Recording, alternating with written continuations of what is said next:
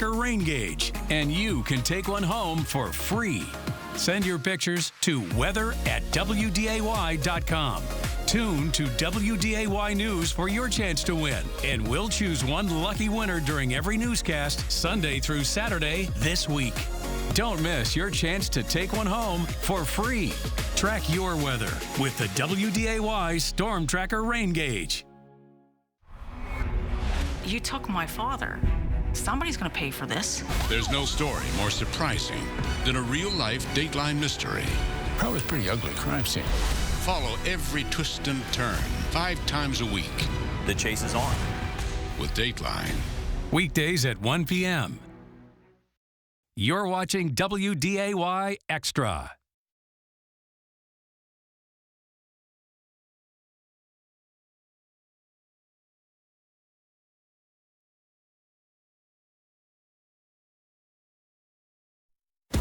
Hot Mic with Dom Izzo. Really?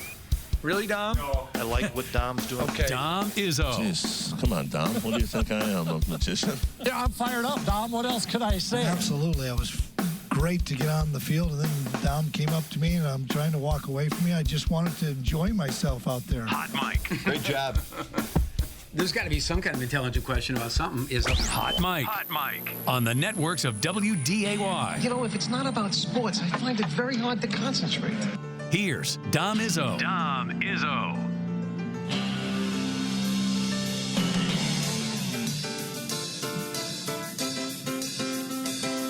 Good morning, everyone. Happy Monday. I hope everyone had a great weekend and a great Father's Day. It was a beautiful day yesterday, so hopefully you guys were able to celebrate outside for a little bit. I had a great weekend. I had a really fun weekend. I actually was able to get out of town, and I went to the cities for a little bit, and I haven't been there in, I think, a full year. So it was really fun to get to be in a new space for a little bit. I went to the Twins game. That was my first time at Target Field. It was so much fun. I forgot how much I love going to baseball games as a fan. I haven't been to a baseball game since before I moved out here in 2021. And it's so crazy because Target Field is so different from Nats Park. I was with my friends, and I was trying to describe how it was different. But like the seats at Nats Park are like lower to the ground, if that makes sense. It was really cool. And the Twins won.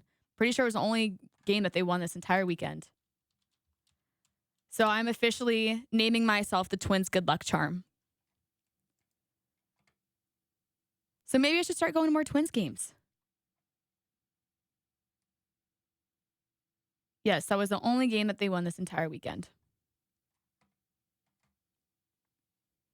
Yeah, so maybe I should start going, especially because the Red Sox are in town. Should have went today.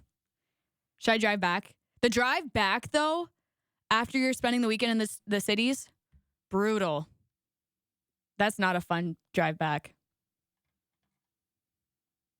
But it's really pretty there. I like it there. I would live in Minneapolis, I think. I apparently have family that lives in Minneapolis. My dad just told me. My Uncle Peter, who I've met one time, lives in St. Paul. I guess that's not Minneapolis, but the cities. No idea. No idea that he lived there. So next time I go there, I'll be seeing my Uncle Peter. It was a really busy sports weekend, though, this weekend with the U.S. Open, College World Series, and some ridiculous trade that I unfortunately had to read yesterday. We'll get to the U.S. Open when Kolpack's in here since he's the golf guy. We'll talk a little bit about that with him. But I just need to talk about this. I'm from Washington, D.C., and I will be the first to say the Wizards I could care less about. Really, I don't really care about them. In the list of all of the D.C. sports, it would go Washington, Caps, Nats, Wizards. I've been to maybe 2 Wizards games my entire life, and that was back in like 2006, 2008, whenever Gilbert Arenas was there. That was when I went to the Wizards games. They just have not been good. Have not been good. And I was out to eat yesterday when I got back in town, and I saw a notification on the TV saying Bradley Beal trade. And I was like, wait, what? And it's not even, let me just pull up this trade for those of you that don't know.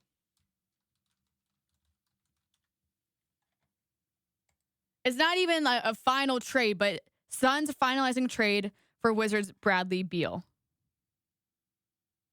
So this package includes Chris Paul, several second-round picks, and a pick swap. Like, what are they thinking? Now, it's saying that's going to take a few days to complete. But the big winner in all this is Bradley Beal. He has been on a below average team his entire career. Wizards have never been able to make it past the second round of the playoffs. And now he has an opportunity to actually make it to and actually bring back a championship to Phoenix. Since arriving in Washington, Beal has 11 playoff games since 2017. That's terrible. But my question is, what was going through Washington's front office? What was going through their minds?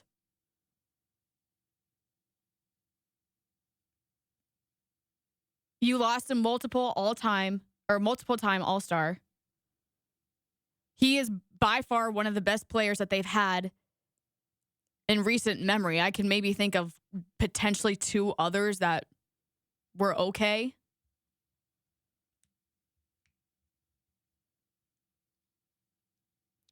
I mean, I guess you got to start the rebuild somewhere.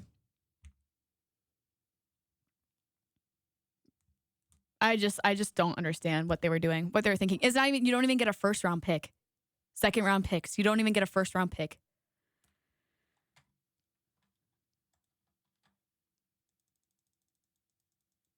But the trade's being held up. I just don't understand Washington sports. I just don't. When are we ever going to be good at anything?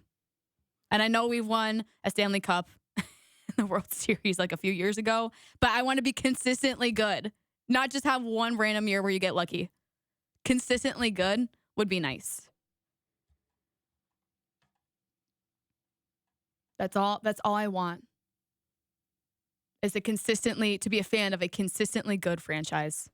And you know what? This is my hot take. It's hot mic. I'm going to give my hot take. That's going to start with the Washington Commanders. And I say within the next 10 years, a Super Bowl will be brought back. I know that might sound crazy, but with new ownership, I think, and I'm hoping, and this is me being overly optimistic, that a Super Bowl will be brought back within the next 10 years, and they will be a steady, consistent, good team. That's my hot take of the day, of the month. And I know that that's going to come back and bite me someday. But that's my spiel of the day. All right, let's recap the College World Series, though, because this was such a fun weekend. I wasn't able to watch full games. I watched a full game of Oral Roberts last night. But the highlights that I was seeing on Twitter and online were crazy.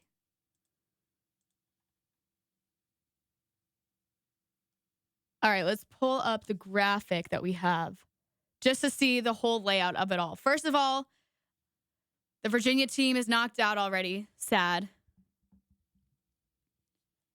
UVA lost to TCU yesterday, 4-3. So they are officially out of the tournament.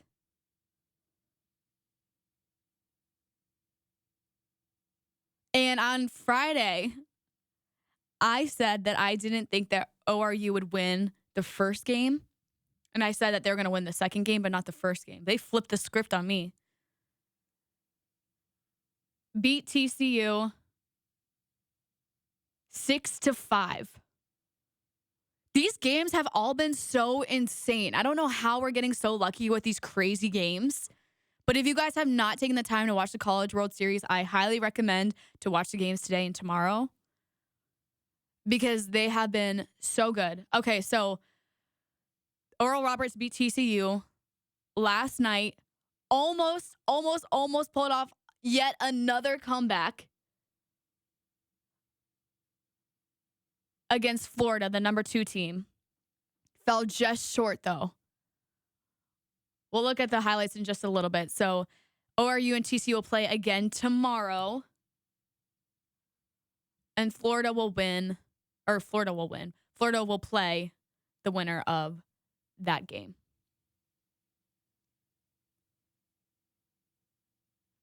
I remember when we were doing the Summit League tournament and I was talking with, I believe it was Peter Brookshaw.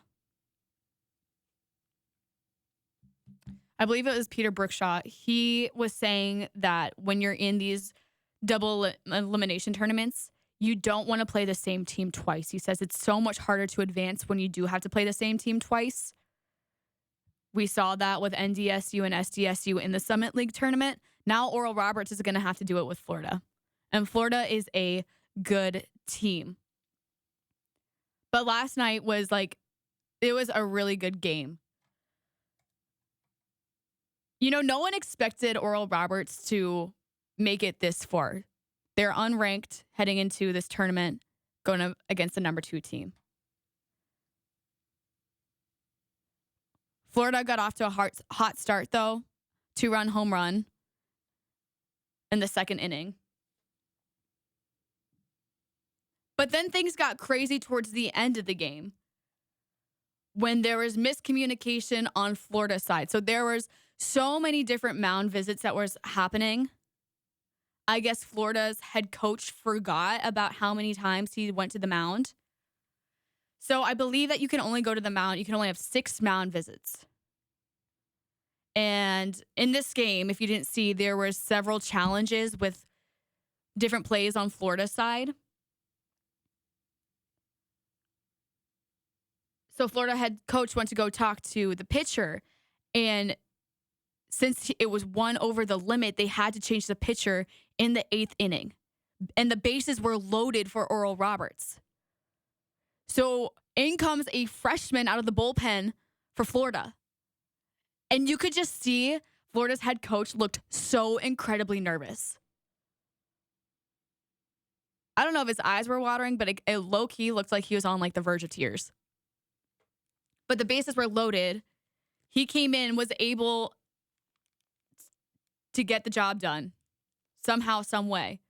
But that play, a Matt Hogan inside the park home run, is what brought this Oral Roberts team back to life. Yes, this is the freshman. Oh, this is the mound visit, actually, that I was talking about. And he walked out there, and they were showing if anyone tried to stop him, but he walked out there. No one said anything to him. I don't think anyone knew that was too many mound visits. So in comes the freshman. I don't know how he was able to do that. If I was him, I'd be shaking in my boots.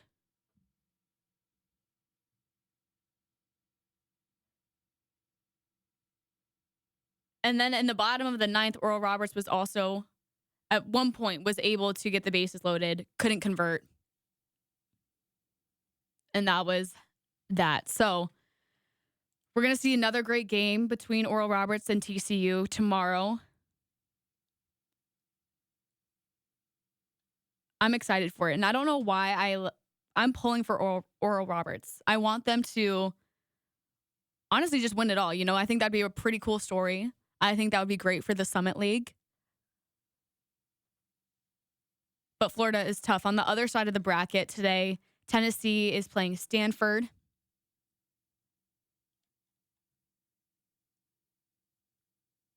If Tennessee loses,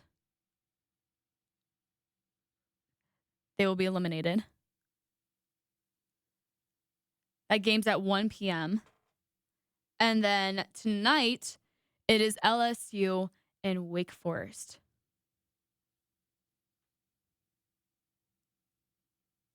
Either way, one of those teams, if they lose, they'll still be alive. So that's the beauty of these double elimination tournaments.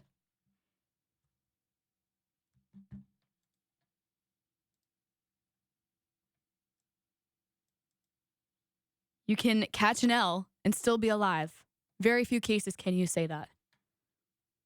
Very few cases can you say that. We got a really fun show for you guys today. Jeff Kolpack is coming in at his normal 9:30 slot. Sam Herder is going to come on. He had some really great articles come out about FCS revenue, ticket sales, all that good stuff. He's been previewing all teams in the FCS. So we'll have him hop on. The season will be here before we know it, guys. It'll be here before we know it. So he'll give us a little preview. And over the weekend, Destin Talbert was drafted by an XFL team, the Seattle Sea Dragons. So he's going to hop on. He said he had workouts this morning, but he was more than happy to come on after, and he's going to tell us a little bit about what that process is like. The XFL is a totally different beast, so I'm excited to get some more insight on that. All right, we're going to take our first break. When we come back, we'll take a look at some of the best plays from the weekend. You're watching Hot Mic on WDAY Extra and KSFL. On the next Tamron Hall, award-winning radio show host Ricky Smiley sits down for a candid interview after the shocking, tragic death of his oldest son, Brandon. How his social media, grandchildren, and faith are helping him heal. They are protecting your heart in so many ways. Yeah, the end of the day where you just buried your son, which is her dad, to push her on a swing, I just think it was just God. Plus, Ricky's message for anyone who's experienced loss. Next Tamron Hall. Weekdays at 2 p.m. True craftsmanship takes time. Starting in the field to the distillation and perfect aging. Creating the perfect spirit is hard work. Selecting it? That's easy at Happy Harry's Bottle Shops. The summer stock-up sale is on now through June 21st. Please use our products in moderation. Hi Fargo, this is Chief Dave Zabalski of the Fargo Police Department, and I'm inviting all of you to our annual Fargo Police Department Community Picnic on Wednesday, June 21st from 5 to 8 p.m. at our new location, Broadway Square in downtown Fargo. Join us for live music, entertainment, fun for all ages. Get to know your officers, even the furry kind, and most importantly, share ideas for how we can continue to improve our community by working together.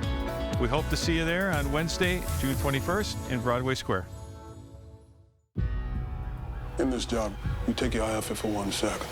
People can die. Don't think, just do it. I'm a firefighter, and I will always be a firefighter. Did a great thing today. It's all because of you. Weekdays at 7 p.m. and 12:05 a.m. We got lots of money over here. I want to go for it. So do I. Let's do it. They have decided to go for it. You bet your life. Give me the money. More money.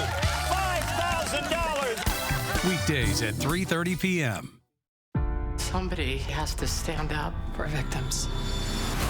It took a lot of courage to get up on that stand. I promise you, I'll protect you. Weekdays at 12 p.m.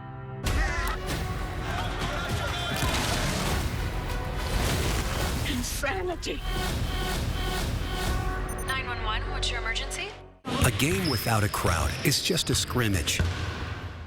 A performance without an audience is just a rehearsal. Without your presence, high school sports and the performing arts aren't possible. Ensure that these essential extracurricular activities continue to enrich the lives of students in North Dakota. Purchase a ticket to your local high school's game or performance. This message presented by the NDHSAA.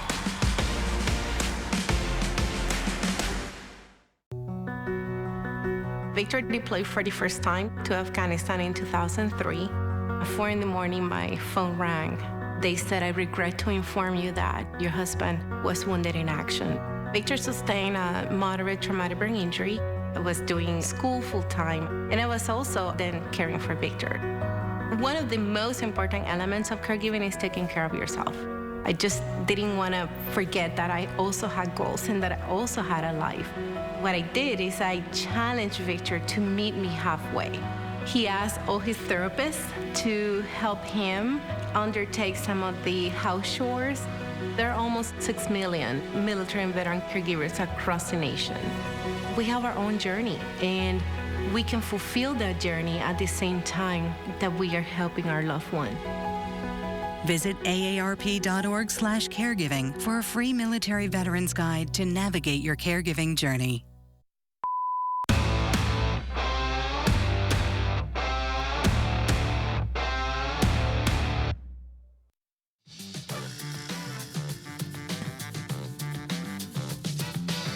Apparently I'm muted. No, I didn't. No, I did not mute myself. I double checked. Don't gaslight me on a Monday morning. It's rude, Kyle. Anyways, lots to talk about from this weekend. Lots of baseball highlights. I was actually, I'm not going to lie, I did kind of have to catch up this morning. So I was like scrolling to find all these plays. And the first one that stuck out to me was a golf one. What is happening to me? Becoming a golf girly, I guess. All right, so my top play from the weekend comes from the U.S. Open. And our friend Scottie Scheffler.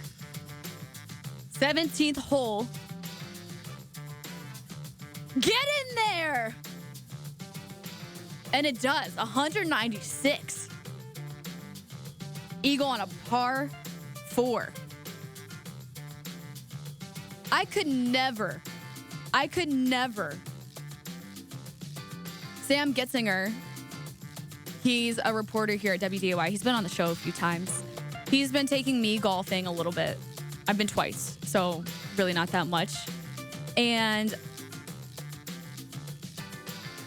when I go golfing, everything I hit is like a line drive. Gets like no air, maybe gets like 2 feet off the ground. It's like, and it doesn't go very far. So just watching golf and watching them able to do that, it's just mind-blowing to me. Mind-blowing. We'll talk about the U.S. Open then a little bit when Kolpack gets here, but Scottie Scheffler finished in 3rd. You hate to see that, but the guy who won, Wyndham Clark, has a great story. So we'll dive a little bit into that in a little bit. All right, our second play comes from the College World Series. We did just show this a little bit earlier, but I was pumped when I saw this. Down 4, 7th inning, Matt Hogan just can't get it over the fence, but the wheels are turning. He's booking it. Diving, makes the play, and we got a ball game. Inside the park, 2-run home run. Not very often you see that. Those guys are fast, too. That's what I realized during the Summit League tournament when I was watching them. They are fast. But Oral Roberts could not get the job done. Ended up falling to Florida 5-4, so they will play TCU tomorrow.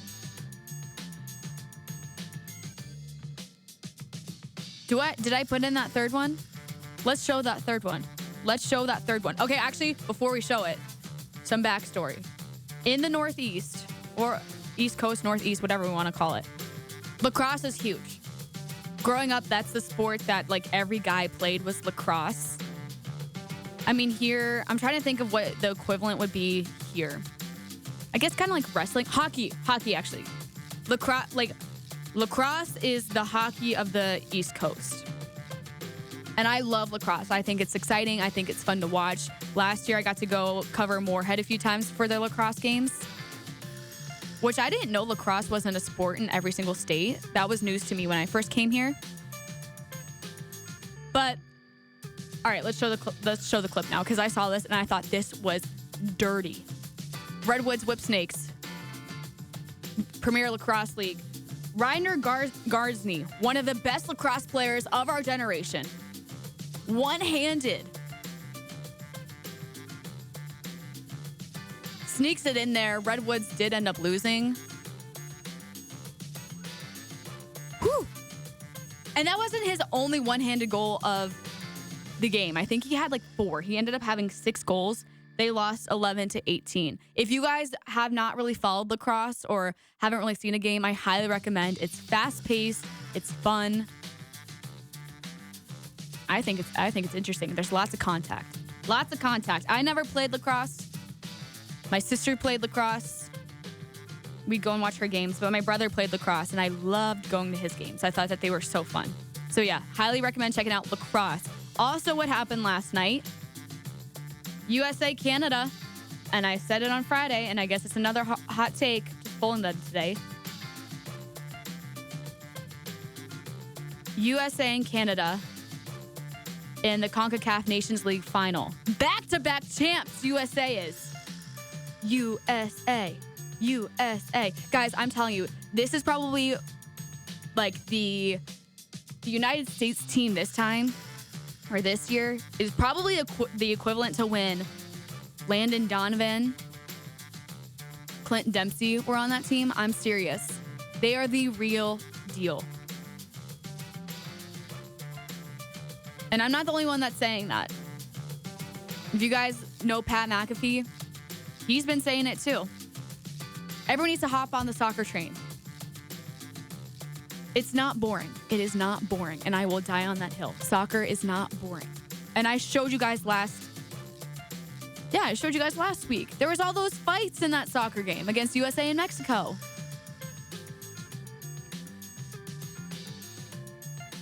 But yes, back-to-back champs for USA and the Nations League final. So it'll be interesting to see what they're going to do when the World Cup rolls around.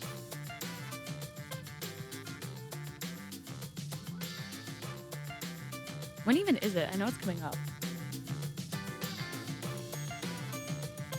So USA won 2-0. Did I put the highlights in there? I don't know if I did. Oh, okay. I didn't. But yes, USA is, I'm serious. They are with Pulisic, McKinney, Tim Weah. They're good. And Balogun, he's new, had a goal yesterday. He made his debut in that one in the semifinals against Mexico. He's really good. So yes, I recommend soccer and lacrosse. Everyone should start watching. Also last night, NDSU football picked up another commit, Will Stile. That name might sound familiar because he does have a brother that goes here, Jack Stile. He plays baseball for NDSU. He's a third baseman. I reached out to him, so hopefully we'll hear from him at either today or tomorrow. He's a safety from Cold Spring, Minnesota. He had an offer from Northern Illinois, and he picked NDSU. So I am excited to hear from him, and hopefully we'll see if his brother had a play in it. I always love the family connections, and NDSU has so many of these different family connections. We'll talk a little bit about that with Kolpack and what Will's going to bring to the table, but he is a safety. And this coming year, safety position is a young position for NDSU, which we haven't seen before. You know, last year you go from Dawson Weber and Michael Tutsi, both 6th years, I believe.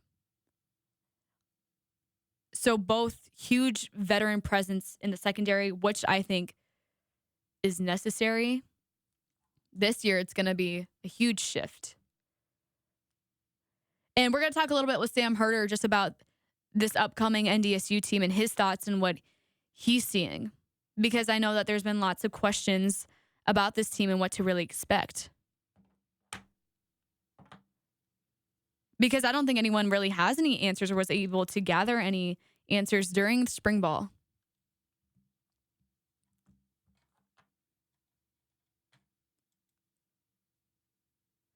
So hopefully we'll see what Sam Herder has to say, and he'll give us some insights. I got lots of actually interesting questions for him based off of his articles that he came out with. It was about ticket sales, social media interaction, which he said NDSU was down by like a lot compared to, and it's just social media, so it's not that that big of a deal, but he said that social media, NDSU's interactions is down significantly compared to even last year before that. So, I mean, I think that's an interesting talking point. He said SDSU's was up.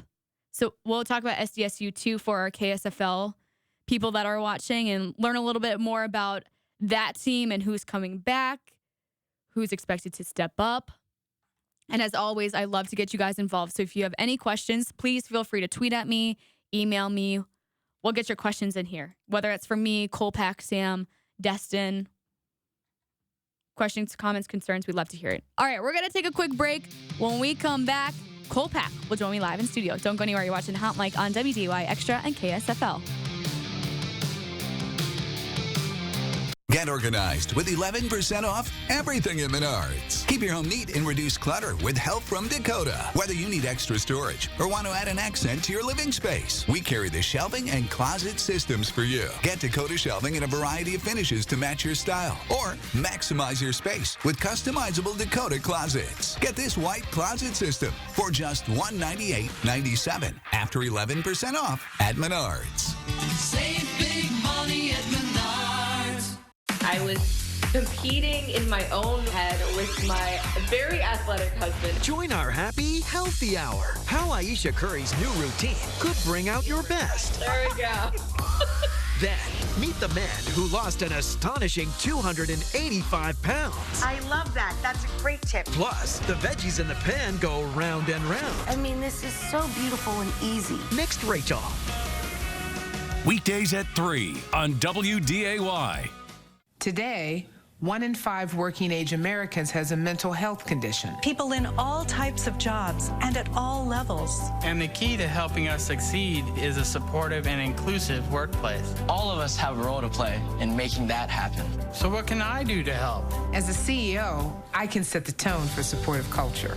As a manager, I can offer assistance and accommodations. As a coworker, I can listen and be a source of support to my colleagues. As someone with a mental health condition, I can ask for what I need to perform my best. I can offer all employees the supports they need to deliver on the job, for the team and for the business. What can I do? What can I do? What can I do? I can remind others that we all benefit from workplaces that promote good mental health. Mental health-friendly workplaces are more important than ever. And all of us have a role to play in promoting them. Learn more at whatcanyoudocampaign.org. Love me tender, love me sweet, never let me go. You have made my life complete, and I love you so. Love me tender, love me dear, tell me you are mine.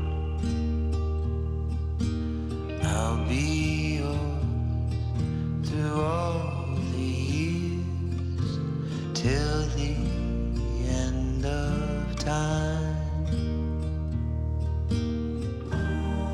Love me tender, love me true, all my dreams fulfilled. For my darling, I love you, and I always will.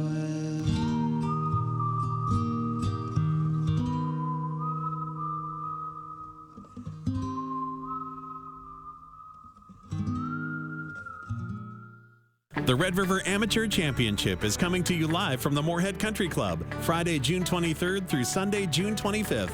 All are invited to the course to watch the tournament in person. Follow your favorite golfers or watch on the big screen in the alley with food and beverages available. Can't make it to the course? Watch live all 3 days on WDAY Extra and streaming at inforum.com. The Red River Amateur Championship live at the Moorhead Country Club, Friday, June 23rd through Sunday, June 25th. It's that time. An author. Offensive production, number 1. Number 2, I forgot. Golfer. It'd be like going on a 3-person best shot, and we were saying, Kolpack, you got to make a 25-footer every time. You wouldn't putt first. I'd have Tim putt first. And one heck of a TV personality. This game is for the Cooper Cup. It's the Forum's Jeff Kolpack. 4! I should have yelled 2.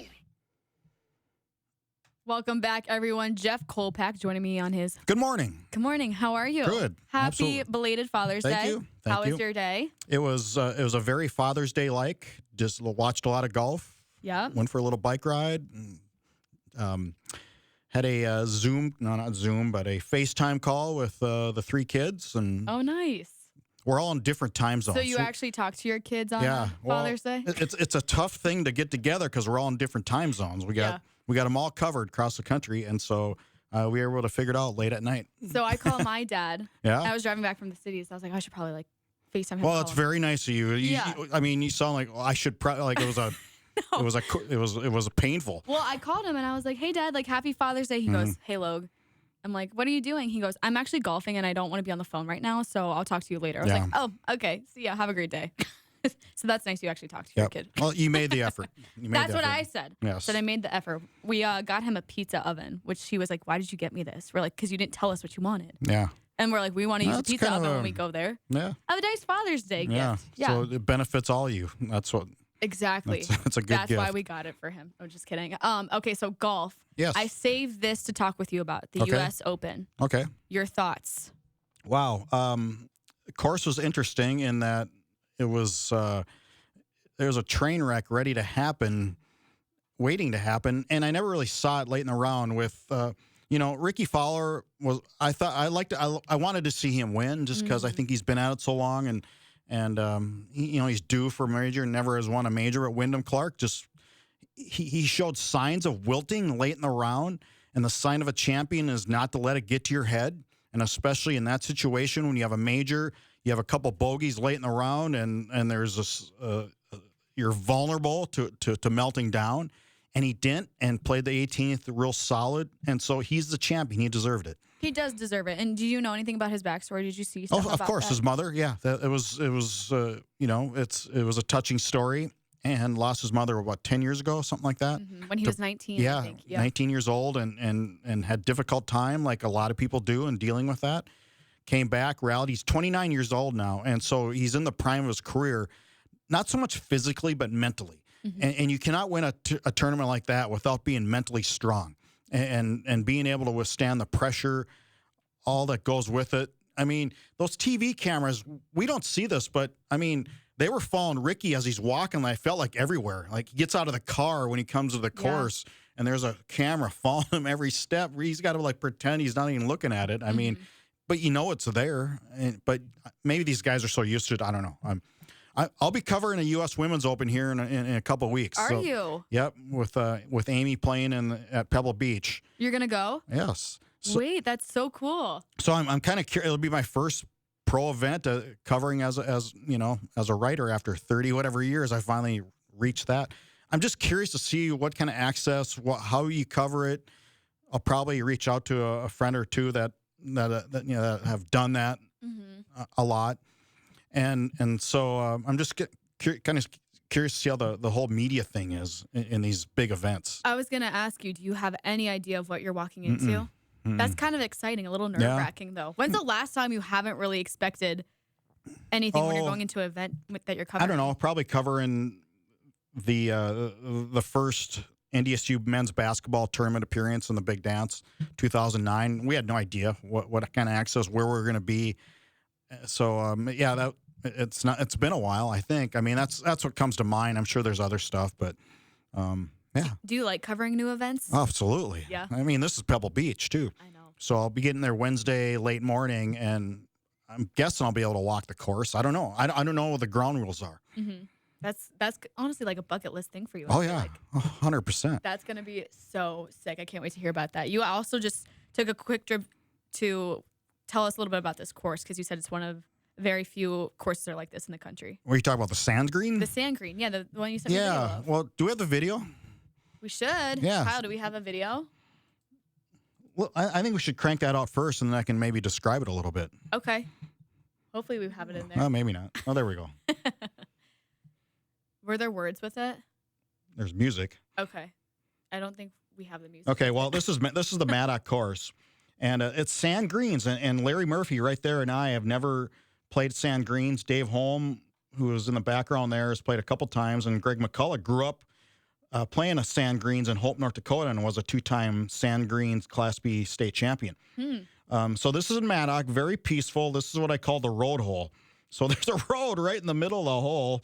And but it's just the unique nature of a course like that. A lot of these courses, Logan, were built by maybe farmers or town folks and are maintained by volunteers. Really? They'll mow it maybe once a week. Certainly no pay. But you see how what the etiquette is you take that rake thing and you rake a path to where your ball's at. Okay, I was gonna ask. This kind of looks like when you go bowling and you have like the little lanes up. Well, yeah. That's kind of what. So here's Greg, and Mr. And he sees Larry short, and then he goes way long. So it rolled pretty good. It rolled better, certainly at the Maddock course than what we anticipated. And so this is me describing it, but we're just describing the course. So it's Greg McCullough there, Dave Holm, and Larry Murphy. Larry, 79 years old, amazing guy, former longtime head pro at Moore Country Club. Still volunteering a little bit at Edgewood, and he's the assistant coach at North Dakota State with the men's team. Mm-hmm. And Larry was a state champion at St. Paul Central in 1961. So he grew up an inner city kid. His dad was a sports editor for the St. Paul Pioneer Press for many years, so he and I have that in common. We're our fathers. And but he grew up an inner city kid and never played a sand greens course. So here we are at Leeds, which is about a half hour away toward the Devil's Lake. Did you do this all in one day, by the way? Yeah, oh yeah, yep. Okay. And so on the Leeds course, after you're done, you take that rake thing and you sand, you put the grooves in there, so it makes it easier to stop the ball for the next golfer. So here's Larry. Very nice course, very cool layout, well maintained. There's no irrigation in these courses, and that's kind of a trademark of small town courses. You just can't afford and put the investment in there. So here's Dave raking a path. You can see the sand is a different makeup. And so these are slower. As you can see, there's my putt. Literally 2 feet away. I said, oh my God. Yeah. I think I could even do that. Yeah. And so here's is that Larry or yeah. You see when you're done putting, then you take that thing around the putt. Two members in the Leeds 1973 Sands Green State title team. We played with them. There's some locals at Leeds. God, we had a good time there with a steak fry. And then you could probably just end it after this. This is just us describing what our day was. And it was a bucket list thing in a nostalgic kind of way. And what did I called it the Route 66 tour of golf in North Dakota, because back in the day, there was a lot of sand greens courses. I mean, they literally dotted the landscape, and over time, more became grass, and they just went away. And we believe I've since this aired, I've come across a couple more that I didn't know about. I can't remember the towns, but in North Dakota, yeah, there's certainly less than 10. I would guess 6 or 7 now. Well, I didn't even know that was a thing. Most people don't. Yeah, most people you don't. Just randomly found them? I have driven by that Leeds course. It's off Highway 2 outside of Devil's Lake, about a half hour. I have driven by there, I bet, 20 times. Mm-hmm. And I didn't know that was a sand greens course because you can't really see it per se directly from the highway. But didn't know that until. And how we got this going was Dave Holm and I think it started after like an Edgewood men's night. And and his son had been up in the Maddock area working. And he started talking about the sand greens course in Maddock. And so and Dave and I, and then I think Greg joined the conversation not long. He said, we need to play that. I've never played it. I've never even seen a sand greens course. And this was before. Then COVID hit. Nobody traveled, so I think we didn't do it that year. Then I had back surgery, so that was another year and a half. So this was like 5-6 years we were talking about it. And we finally put it together last week, and it was really cool. Out of all of the courses that you've golfed, where does this one stack? It's different. I mean, it's different in that, I've golfed Congressional in D.C. I've seen some of the best.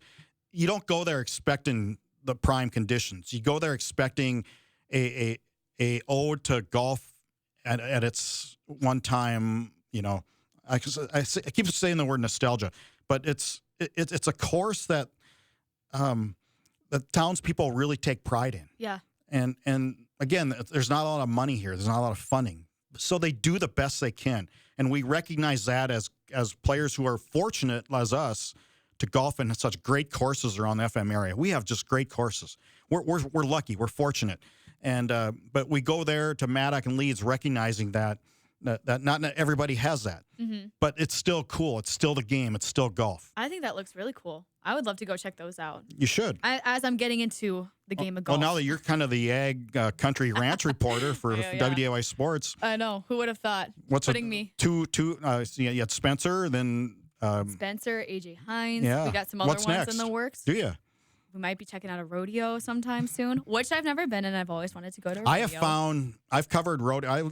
I worked in Bismarck for a couple of years, and I covered a couple of rodeos out there. I found that cowboys are some of the best interviews ever. Why is that? They just like to talk, and they just appreciate the coverage, and they just all have good stories. I mean, I really enjoyed covering rodeos. Well, I feel like either there's two types of cowboys. One that, like you said, likes to talk, or they're just so quiet and they don't say anything. You get one or the other. No in between, I feel like. Well, man, how do you know? You've never even covered a rodeo. Well, there's other I guess cowboys. You'll find out. I guess I will find out. But This is not the Dallas Cowboys now. Oh, Logan. yeah, I know. But I was watching TV, and I think I saw, like, on Midco or something, like, they were, like, showing rodeos. And I was like, that's a thing that people watch on TV? No idea. No idea. Oh, I mean, the guys, the Cowboys that ride bulls, oh, my goodness. I want to try it so bad. Oh, you're going to, Could you imagine, though? I was telling our boss, Stacy, I said that we should get, like, the mechanical bull and just have, like, everyone, like then maybe ride that's it. more your speed as a mechanical bull. We actually had one there at a bar at JMU. Well, first of all, they wouldn't let you. I mean... No, I know. I would need to be trained. But, like, I think that'd be so fun. Okay, I'd love to see that story. Well, so at JMU... Can I film it when you go flying off, like 8 feet in the air? Yeah, you can. I'm not scared of things like that, which is a problem. Yeah. Yeah, they said we can bring in Spencer's cows and we can ride one of those. But we had a mechanical bull at one of the bars at JMU, and everyone was just like there was like lines. Like you got to wait in line for like 2 hours to go on it. Like I think it's so fun. Pseudo cowboys. Those things are a slap in the face to the real cowboys. Oh, I know. I'm sure they hate those. Oh, I'm sure. It's just awful. All right, that's enough cowboy talk. We're going to take a quick... yeehaw. When we come back, we'll talk some more sports. You're watching Hot Mic on WDAY Extra and KSFL. Now is your chance to win a WDAY Storm Tracker rain gauge, and you can take one home for free. Send your pictures to weather@wday.com. Tune to WDAY News for your chance to win, and we'll choose one lucky winner during every newscast Sunday through Saturday this week. Don't miss your chance to take one home for free. Track your weather with the WDAY Storm Tracker rain gauge. Hi, Fargo. This is Chief Dave Zabalski of the Fargo Police Department, and I'm inviting all of you to our annual Fargo Police Department Community Picnic on Wednesday, June 21st from 5 to 8 p.m. at our new location, Broadway Square in downtown Fargo.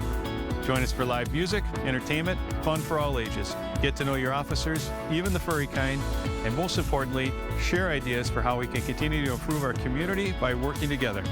We hope to see you there on Wednesday, June 21st in Broadway Square.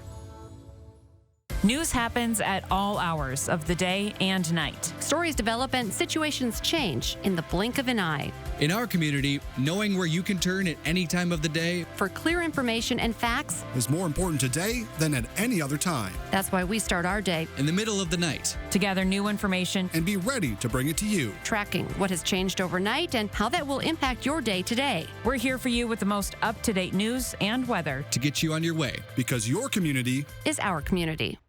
It's been said that when someone you love has Parkinson's, you have Parkinson's. The truth is, Parkinson's disease doesn't just affect the diagnosed. It affects everyone who supports and helps care for them. Worldwide, over 10 million people are living with Parkinson's, a neurological disease that affects movement. And with so many places to search for information, it can be difficult to know where to begin. The Parkinson's Foundation has answers. Answers for everyone in the fight. We can help you understand the disease, help you find expert care, give you tips for living a better life, share the latest research, help you find local support, and there's a free helpline you can call. Find your answers and join us in the fight against Parkinson's. To learn more, please go to parkinson.org or call 1-800-4PD-INFO. The Parkinson's Foundation. Better lives together. There are places, people, and conditions in this world that almost seem beyond hope. But not when Mercy Ships is there. Mercy Ships is a place restoring sight to the blind, normalcy to the deformed, beauty and happiness to the outcast, and joy to the brokenhearted. And many times you can almost see the life coming back into them. Can't beat that. Mercy Ships is the largest floating civilian hospital in the world, staffed with some of the most skilled volunteer medical professionals and crew. Mercy Ships is the reason why hope is now in sight for those who need it most. To learn more, go to mercyships.org today. I am so glad you ladies are here. You each have your own rooms. Thank you.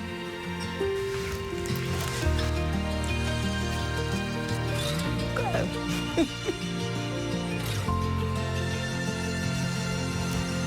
Is it okay to call you Mom?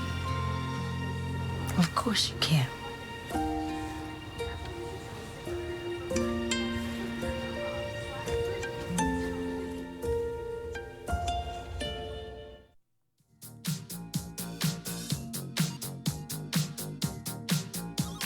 Welcome back, everyone. Another beautiful day here in the Fargo-Moorhead area. Do you have any fun plans today, Kolpack? Well, it's a work day, so I don't know what I'm doing today. I guess I'm going to go in after this and make something up. That's the beauty of sports. No. You don't really know what you're going to do the day of until you get in there. And there's a lot of days where you go in, you think it's going to be an easy day, and next thing you know, all heck breaks loose, and that was you're there till 9 at night. That was me on Wednesday, Thursday. Yeah. One of the days there was all this breaking news, and I was like, oh, it's going to be pretty easy. And I was here till 8 o'clock, and I was like, never mind. So you'll learn, and I can't believe I actually said that. You'll learn that you never anticipate an easy day, because when you start doing that, next thing you know, the head coach resigns of something. Oh my gosh, I know. Who knows? If you get a slow day, you're like, wait, what's wrong with everything happening around? So I got to ask you, since you're the golf guy, we are televising the Red River AM on WDAY Extra this weekend starting Friday at noon. And I just found out that I will be part of the coverage. And I have never covered golf before. So let me hear some advice from you. Well, first of all, you got to find out who the good players are. So that'll be part of our Thursday meeting, our pre-production meeting, I guess. And we'll school you up on who to look for and players. You're going to be in the in Thunder Alley or whatever they call it, right? Yeah, the party. So you're going to be right in the middle of it. So the party's coming to you. It's one of those golf tournaments where it started with Chris Larson as a head pro at Moorhead and Chris Hall, the assistant. Now Chris Hall's taken over, but they are very creative people, and they came up with this idea that let's just make it more than a golf tournament. Let's add this. This alley area. I can't remember. It's the alley something. We'll put a big screen, grilling. You can have a few beers there after your round, and it's in an area where a confluence of a few holes, so there's a lot of traffic there, and it's a lot of fun. They make it more than just a golf tournament. They make it an event, and it's good player. You get some of the best players in the region, and I know one year one of the players, one was from California, I want to say. Van Holmgren won it one year. He's 6'8", former Bison player. And I had the task of interviewing him after the round. And not only that, we were right off the green at 18 off the 18th green at Moorhead. And he's on top of the hill, and I'm below the hill. I could barely reach my mic up to his. Yeah, it probably was just seeing a little hand. Can we change this? Can I get on top of the hill and you get down here? Exactly. But it was too late because also when you're on the air. And I'm going, this must look hilarious. Well, how do you think I feel every time I stand next to Kyle Emanuel during our pregame show? I just look like the tiniest little thing. And I'm looking up at him. My headphones are falling off my head because he's so tall and I have to look straight up at him. Well, I'm glad you're next to him and not me. Well, it got to the point, I think during basketball, Dave Richmond made a joke to me. He's like, we got to get you a box or something. He's like, I'm bending over just trying to hear you. That's the problem with covering basketball. That's why I like wrestling. Obi Blanc, the new head wrestling coach at at NDSU. I look them right in the eye, and so Right can in the you. eye. Okay, well, I'm actually glad you brought that up because I saw that more players entered the portal this weekend. Did you see that? On wrestling? Yeah. They're going to Iowa. I think that's what I saw. Oh, they declared? I didn't know if they declared. It was, Jared Franick, they're a West Fargo kid, and Michael Caliendo, the two best wrestlers, entered the portal. Yeah, so they're Owen Pence. They're NDSU's 4 qualifiers. DJ Parker. Yep. So Franick and Caliendo are apparently, according to Flow Wrestling, going to Iowa. So that's a big pickup for them. I thought the last I heard, Minnesota was on top of their list, but really? now Iowa. Good for them. They're going to the best. Yeah. So what are your I'm thoughts? sure they're getting some NIL money for sure. I mean, that's all part of 100%. 100%. The word is 6 figures there. So for wrestling? Yeah. Wow. I didn't know that there would be that much in wrestling. And then that's not confirmed, but this is a talk show, so we can throw whatever we want out there. Throw it against the wall.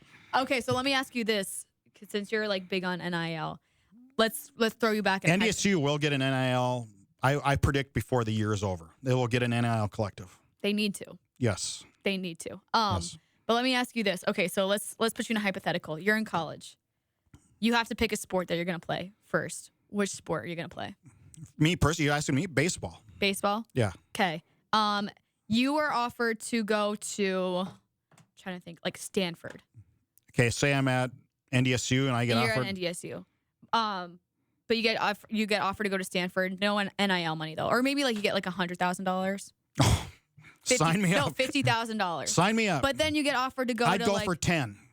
10? With a lot of my scholarship paid for, and assuming academically I'd get a lot of aid, I'm sure. Mm-hmm. Hopefully, you need it.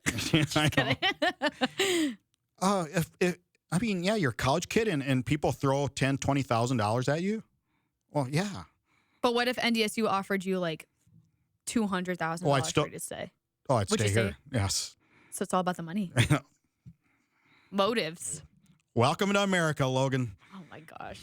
Yeah. That's the reality of what NDSU football has to contend with. And some of these kids think they're FBS worthy, and half maybe are at best. Maybe a 30% are the Marquise Siegels of the world, Jabril Cox, Jazir Cox. But by and large, most of these guys are overestimating their abilities. Wow. You think? Yes. Okay. I know. I don't think. I know this. And the proof's right there. Mm-hmm. It's being proven out. DJ Hart goes to where? Northern Iowa? Now he's not even there. Courtney Eubanks goes to Coastal. Coastal. Yeah, maybe if he plays. Kobe Johnson, walk on, I heard. Walk on. Yep. Wow, Colorado I didn't State. hear that. I mean, these guys they're overestimating their value to the FBS by and large. Well, and I think that's a huge play of social media. I think that's just kind of ruining these. They love the attention. Yeah. Hey, my recruitment's open again. Come and love me. And again, in many cases now, it's not worked out. That's the thing. Like, people want their 5 minutes of fame. They get it, and then what happens? Well, and again, look what you're giving up. You're giving up scholarships. And you better be sure there's one on the other side, and we're seeing that they're not. Mm-hmm. There's not. And now you got to come up with 18. I don't know what it costs to go to Colorado State. I'm sure it's not $5,000 a year. I'd be surprised if it was. I think NDSU should hire you to come and talk to their players. Oh, they've preached. I know they've preached ad nauseum to these kids. That's all they do. Uh-huh. I mean, they talk and talk and talk, and they lay this out. This is what it is. And these are the percentage of players that actually make it at the FBS level from FCS. It's a hard jump. And they still go. And there's a lot of it's groupthink. They're roommates. You get groupthink going, and you think you're better than what you are. I have noticed that the people that do leave, it is groups of roommates, like you Mm-hmm. said. So it's a little trickle-down effect, which I don't know, not really the best. I mean, Ganello was a walk-on at South Florida? Mm-hmm. I mean, did he even play in spring ball? I don't know. I didn't see anything. No, he was gone before then. Was he? Yeah. No, down there. Oh, yeah. I have no idea. I don't know. I have not seen anything of any of them since they left. Yep. So I think it'll be interesting to see in the fall who actually sees the field. We're getting close to really getting a good 3-4 year collection of data on how many players actually make it when they go in the portal at FBS, how many actually improve themselves and get NIL or get money. And I think in in another year or two, when we get a whole 4, 5, 6 years of data into this, I think you're going to find that most don't make it. They think they would. Yep, I would have to be on the same page with you about that one. So that'll be an interesting day when that data comes out. So we'll just have to. Well, we're getting there. We're getting close. How many? It's been what, a year, 2 years? Well, it's been what, 2. NIL's what, 3, 4 years, or the portal's what, 3, 4 years old, and it's just really and really COVID eligibility years have contributed to that, because you get that extra year, and so that's a part of it. Mm-hmm. Once those COVID years go by. The COVID years confuse me. Yeah. But so it's an interesting day and age in sports. Jeff, thanks for coming in on All right, Monday. we'll see you this weekend at the Red River Am. I'm excited. All right. I'm excited. We'll make it fun. All right. All right, we're going to take a quick break. When we come back, Sam Herder will join me. You're watching Hot Mic on WDAY Extra and KSFL.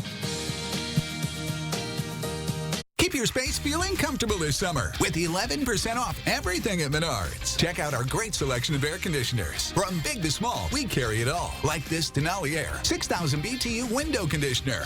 $149.96 after rebate. Breathe in fresh, clean air with Best Air filters. They capture airborne allergens like dust, pollen, and mold spores, ensuring the best overall performance of your HVAC system. Right now, 4-inch pleated air filters are only $14.99 after 11% rebate. Save big money at Menards. On the next Tamron Hall, award-winning show host Ricky Smiley sits down for a candid interview after the shocking, tragic death of his oldest son, Brandon. How his social media, grandchildren, and faith are helping him heal. They are protecting your heart in so many ways. Yeah, the end of the day where you just buried your son, which is her dad, to push her on the I just think it was just God. Plus, Ricky's message for anyone who's experienced loss. Next, Tamron Hall. Weekdays at 2 p.m. Send your weather-related photos or video to the WDAY Storm Tracker team. Contact weather@wday.com or share them with us on Facebook and Instagram. Keeping an eye on the sky. The WDAY Storm Tracker team. Thanks for buying a fishing license. What the? I know, but listen. I want you to picture all the great things this simple purchase does. Like building public boat ramps. The water's clean so families can fish and swim. And maintaining a healthy fish population. What's Mom doing? It also provides fishing education and activities for the kids. And funds long-term plans to protect our lakes and streams. Wow. Wow is right. Did he? When you buy a fishing license, you do a lot. Because every dollar from a license purchase protects and maintains your local waterways for future generations to enjoy. Learn more at takemefishing.org. Do you want to meet a family with a transgender kid? Here we are. Max loves to do backflips. Max loves to play his ukulele. Max loves to just be a kid and just be himself. When I found out I was pregnant, all I really wanted was a happy, healthy, whole child. And that's what I got. I think it's really important for people to know that trans kids don't have a political agenda. They are just kids. Like any parent, we love our kids unconditionally, and we will never stop fighting for them. Stand with us. Protect our families. My son had a full-blown asthma attack. It came out of nowhere. The unsettling thing about some symptoms is you don't always know what's causing them. He had a reaction triggered by cockroach allergens. Threats to your health can come from unexpected places. Get the facts. Visit pestroll.org. The Red River Amateur Championship is coming to you live from the Moorhead Country Club, Friday, June 23rd through Sunday, June 25th. All are invited to the course to watch the tournament in person. Follow your favorite golfers or watch on the big screen in the alley with food and beverages available. Can't make it to the course? Watch live all 3 days on WDAY Extra and streaming at inforum.com. The Red River Amateur Championship live at the Moorhead Country Club, Friday, June 23rd through Sunday, June 25th. I'm Tyne Morgan, host of U.S. Farm Report. Join me right here each weekend as we explore the news and issues that matter most to agriculture. We know each year farmers and ranchers are thrown challenges, but as agriculture continues to adapt, we are right there with you. From markets to weather, we take a deep dive into what matters most to agriculture and rural America. Saturdays at 6 a.m.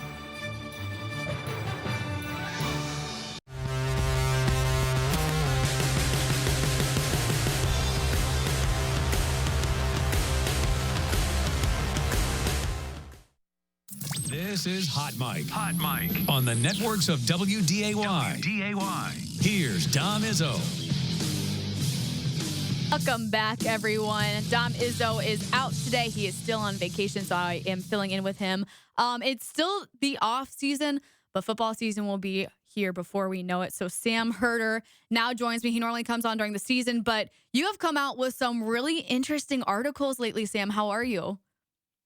I'm doing good. Yeah. Off season has kind of been dragging along, but we're now under 70 days until the college football season starts. And so whether it's team previews, best returning players, or looking at like revenue and tickets and stuff like that, just trying to, get some type of FCS content out there this off season. I cannot believe it's under 70 days. That is insane. This year has been flying by. And I want to talk to you first. We're going to get to all of that. But first, I want to talk about revenue, ticket sales, all that kind of good stuff. Okay, so when I look at this article, I see lots and lots of numbers, and my brain just goes into a pretzel when I see all these numbers. So can you break this down for me? Well, I'm not, as far as like the business side of college sports, that's not necessarily my cup of tea either, but it is interesting looking at these numbers. And as far as the total revenue that Division I schools brought in, that's courtesy of USA Today. They do a annual report on this, and it is just interesting to see who has the highest not even ticket revenue, but just the highest overall revenue, highest athletic department budget in the FCS. And then also what I think is even more interesting is how much of that is allocated. And so you have UC Davis, $44 million. That's the total revenue they brought in. But the percent allocated is 80%, which basically means allocated is money from the states, money from the school, money from student fees. And from NDSU's perspective, they have the 12th highest athletic budget in the FCS, just under $30 million, but their allocation is only 25%, which means they get very little from the state, from the school, from student fees. And how they make that money is they basically have to raise it themselves, whether it's through ticket sales, media partnerships, donors, corporate sponsors, merchandise. They have to raise most of that money by themselves. And so I know a lot of people, when I put this article out, were looking at just the total revenue by FCS school, but I thought the percent allocated was just as interesting to look at. No, definitely. And that much money to be self-funded is an insane amount. And I think that just shows like how diehard some of these fans are for NDSU football. Was there any other program that had similar numbers to NDSU with the allocation? So NDSU had the lowest allocation among FCS schools, and it's interesting because Montana, I think, had the second lowest. They're at about 35%. Montana State is at 45%. South Dakota State, they're pretty low as well. They're under 50% at around 48%. A lot of FCS schools are in the 70s and 80s, honestly, when it comes to percent allocated, which means they're not driving a lot of revenue themselves. They're depending on whether it's high student fees or money from the state. And so it is interesting when we look at who has the most engaged fan bases and who supports their teams the most in the FCS. It is the Dakota States and the Montana schools, but they need that, because if all of a sudden Montana isn't selling enough season tickets, that's really going to hurt their total budget compared to a team like UC Davis. It doesn't really matter how many tickets UC Davis sells, because they're going to get millions and millions and millions of dollars from student fees or from the state. And so it's interesting how FCS teams make their money, especially when you look at NDSU compared to a majority of the FCS. Yeah, and I think that's really interesting. And I'm glad you put out this article, because I think it's kind of eye-opening just to people that do follow the FCS about how this works. You talk about engagement, and I saw one of your tweets, and I thought this caught my eye for some reason, and it was that social media engagement with NDSU fans in your specific Twitter and Hero Sports Twitter is down compared in years. Why is that? Why do you think that? Yeah, and so it's interesting, because when it comes to, like we just talked about, when it comes to just supporting their team financially, as we've seen, NDSU fans are the best in the FCS because they need to support the football team and all the sports teams through donations and team makers. And so in that regard, NDSU fans are you can't compare them to anyone else in the FCS with how they support their team that way. But as far as just the buzz, and I'm talking specifically about football now, just the buzz and the excitement around NDSU online just seems to be down this year, and even last year and the year before that. It seems like it's trending down, where the social media engagement from NDSU fans in the early 2010s and the mid 2010s, anything, whether it's me or anyone else in the FCS realm, whenever we would tweet something about NDSU, whenever we would write something about NDSU football, it would go bonkers. And even when I would tweet something that didn't have NDSU involved in it, and it was about South Dakota State or Montana, Bison fans would still find their way to get involved in that conversation. And that's just not the case anymore. I mean, an example is on my FCS jersey countdown, I had Garrett Greenfield from South Dakota State mentioned at number 74, and that got like 150 likes. The next day, I mentioned Mason Miller as the best number 73, and that got like 20 likes. Wow. And I know that's kind of a small example, but I think it goes to the bigger picture of whether it's NDSU fans being bored with the FCS and just wanting something different, whether it's NDSU fans knowing this is probably going to be South Dakota State's year again, or maybe some NDSU fans are just getting older and they're less likely to engage online, or whether they're just used to media attention and they're used to their players getting honored and they're used to a lot of media attention. It just doesn't move the needle a lot. I think it's all those factors where the social media engagement and the interaction and the buzz you hear from NDSU fans just doesn't seem to be at the level that it was in the mid 2010s. And I know Dom and Mike have talked about it on this show, so it's not just nationally, it seems like it's locally as well. Well, what do you think it would take to get this engagement and excitement about NDSU football back? Yeah, I was thinking of doing a column on this and just pointing out that the engagement is down, and ticket sales are down as well. But what is the solution to that? And I don't know if there is one, because NDSU, even if the fans are bored of the FCS, we might talk about this later, but the FCS might be home for a bit while later. And so like, you can't blame the team or the players or the coaches for winning games and winning games by a lot. And so I don't know what the fix is there. If you do go to the FBS, that probably solves your problems for a few years where that excitement comes back. But if you have 4,000 fans that get bored of winning national championships after 8 years, how many years are they going to get bored of going 7-5 or 8-4 and playing in bowl games in the FBS? Like that novelty might wear off as well. And so I don't know what the answer is to get that engagement level up. If NDSU wins a national title this year, does that really get the fan base, that much more engaged for the following year? I don't know. So I don't know exactly what the solution is. It just it doesn't really seem like it's anyone's fault. You can't blame the football team. You can't really blame the athletic department. I don't even blame the fans for not being as engaged. I don't blame a Bison fan for seeing a 2023 FCS season preview for the Bison football and being like, whatever. It doesn't really move the needle for me. Like, I don't blame the fans either. So I don't know what the solution is. Well, do you think it's because people really know what to expect? They know it's going to be NDSU, SDSU, Montana State, Montanas that are all talked about every single year? Yeah, I think it's part of it.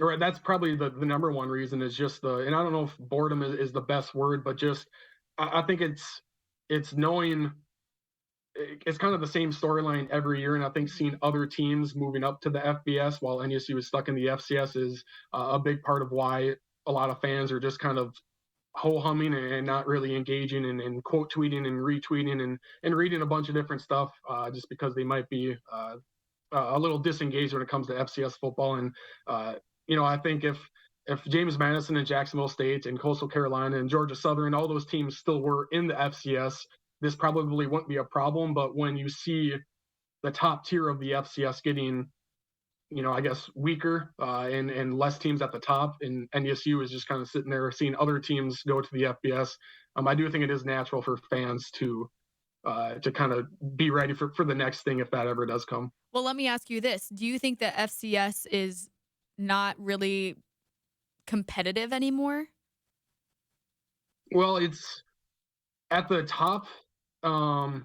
It's not as competitive as it once was. In the 2000s, it was, pretty competitive. And even, you go back to 2014 and the number of teams that were good enough to win a national title in the 2014 bracket was, probably 5-6 teams. But I don't think the FCS has ever been a place where there were, 15 teams good enough to win a national title. It's always been a select number of teams, maybe 4 or 5 teams, but those teams are always kind of rotational, where one team would slide in, another team would slide out. But now it's NDSU, of course, South Dakota State, of course, Montana State is getting there, but we've seen what they've done the last 2 years against those other 2 programs I just mentioned. And after that, it's really hard to find a team that's can match what NDSU and South Dakota State are doing. And so I think from just like a national FCS lens, there's a lot of things about the FCS that have gotten better as far as media attention and other teams stepping up their game, and facilities going up. I think the individual talent in the FCS has never been better. And I think team-wise, the FCS is still pretty strong team-wise. Like, I think last year's Incarnate Word team was better than the Georgia Southern team that, went to the FBS in 2013. And so team-wise, it still is pretty strong. I think it's just the program names where UIW, while they were really, really good last year, Incarnate Word versus App State's program name-wise, it just doesn't move the needle as much. And so I think that's the part that has really weakened within the FCS, is just those program blue blood names. We're getting fewer and fewer when it comes to those program names as more teams go to the FBS every 3, 4, or 5 years. Well, let me ask you this. As a national reporter, what specific FCS storylines are getting you excited for this upcoming season?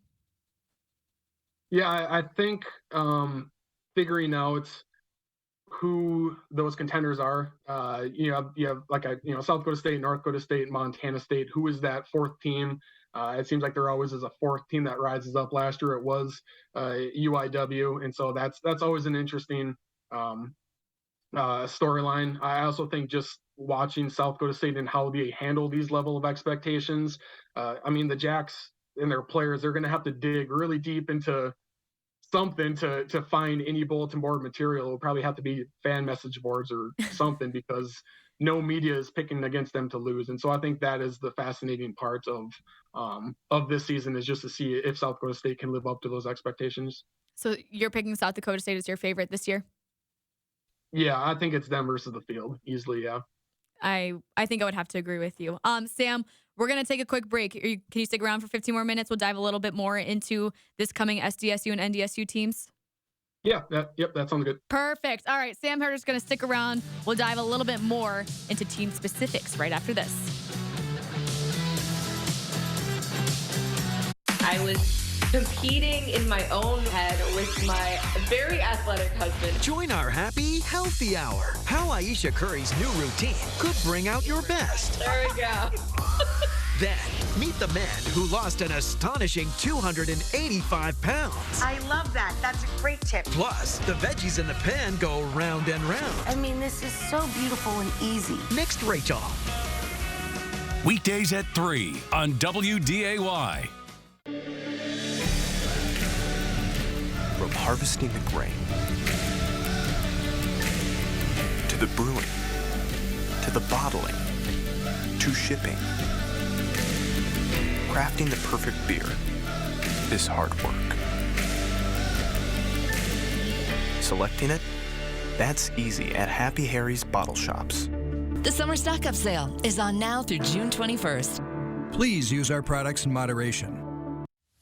Hi Fargo, this is Chief Dave Zabalski of the Fargo Police Department, and I'm inviting all of you to our annual Fargo Police Department Community Picnic on Wednesday, June 21st from 5 to 8 p.m. at our new location, Broadway Square in downtown Fargo. Join us for live music, entertainment, fun for all ages. Get to know your officers, even the furry kind, and most importantly, share ideas for how we can continue to improve our community by working together. We hope to see you there on Wednesday, June 21st in Broadway Square. When it comes to making plans, you are the best. Those 9 months were also 273 days of planning. What about your daughter's first costume party? It was out of this world. And let's not forget those barbecues you plan in detail for your family and your more vegetarian by the day best friends. that surprise party for your parents' golden anniversary? You get the golden planning. The same way you plan each detail for those moments, start planning to protect you and your loved ones from a natural disaster. Sign up for local weather and emergency alerts. Prepare an emergency kit and make a family communications plan. Protecting your family is the best plan you can make. The Red River Amateur Championship is coming to you live from the Moorhead Country Club, Friday, June 23rd through Sunday, June 25th. All are invited to the course to watch the tournament in person. Follow your favorite golfers or watch on the big screen in the alley with food and beverages available. Can't make it to the course? Watch live all 3 days on WDAY Extra and streaming at inforum.com. The Red River Amateur Championship live at the Moorhead Country Club, Friday, June 23rd through Sunday, June 25th. Ever hear the one about the frog? Put a frog in a pot of boiling water and it'll jump right out. Here's my resume. But put a frog in a pot of cool water and slowly heat it up, and that frog will boil. It's a lie.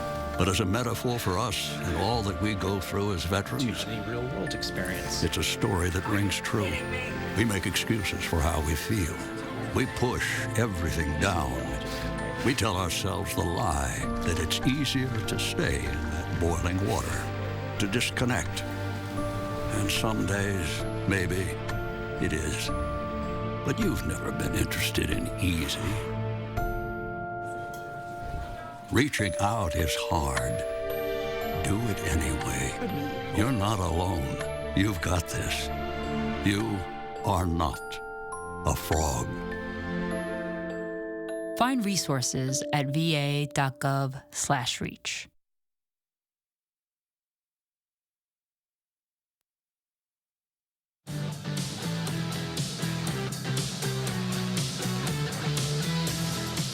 Back, everyone. It is June, but we're going to hit the ground running with Bison football coverage starting in August. I cannot believe that is only, 2 months, month and a half away. Sam Herder is joining me now just to talk about the FCS. I totally forgot about this when we just were talking about it off air because it feels like forever ago, but the news just broke on Friday that San Diego State is leaving the Mountain West. Is this the time that NDSU needs to say, we're jumping the gun, we got to go? Well, I think it certainly opens the door for that possibility.